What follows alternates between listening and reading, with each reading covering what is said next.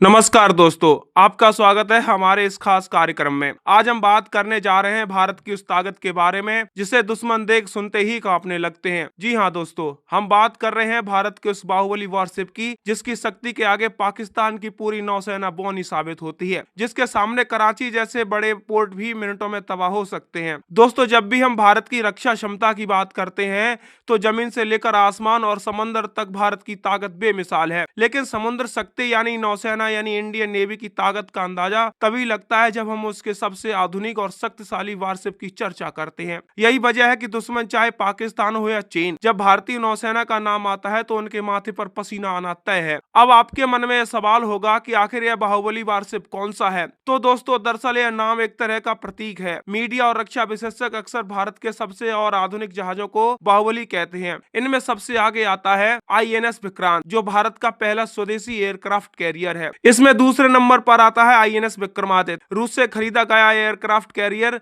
जो भारत के नौसैनिक बेड़े की रीढ़ की हड्डी है। कोलकाता क्लासेस डिस्ट्रॉयर, यह जहाज ब्रह्मोस मिसाइल से लैस है और इनकी मारक क्षमता इतनी जबरदस्त है कोई भी दुश्मन बंदरगाह मिनटों में तबाह हो सकता है। अब हम बात करते हैं Shivalik classes frigates, steel technology वाले जहाज जिन्हें आसानी से दुश्मन के रडार पकड़ नहीं पाते हैं। इन सभी में INS विक्रांत और कोलकाता क्लास डिस्ट्रॉयर्स को बाहुबली कहा जाता है। दोस्तों, INS विक्रांत सिर्फ एक जहाज नहीं है बल्कि भारत के आत्मनिर्भर भारत अभियान का जीता जागता उदाहरण है। इसे पूरी तरह भारत में ही बनाया गया है। इसका वजन लगभग 45,000 टन का है। यह एक तैरता हुआ शहर है जिसमें लगभग 1600 नौसैनिक रहते हैं। इस पर 30 से ज्यादा लड़ाकू विमान और हेलीकॉप्टर तैनात किए जा सकते हैं। INS विक्रांत की ताकत से पाकिस्तान की नींद उड़ गई है। वजह साफ है, पाकिस्तान के पास कोई भी एयरक्राफ्ट कैरियर नहीं है। अब आपको हम बताते हैं कि आखिर कराची पोर्ट क्यों टारगेट पर है। दोस्तों, कराची पाकिस्तान का सबसे अहम बंदरगाह है। पाकिस्तान की करीब 60% से ज्यादा समुद्री सप्लाई यहीं से होती है। पाकिस्तान की नौसेना का सबसे बड़ा बेस भी यहाँ पर है। साल 1971 के युद्ध में भारत ने इसी कराची पोर्ट पर हमला कर पाकिस्तान की कमर तोड़ दी थी। ऑपरेशन ट्रीडेंट और ऑपरेशन पाइथन के नाम से हुए उस हमले में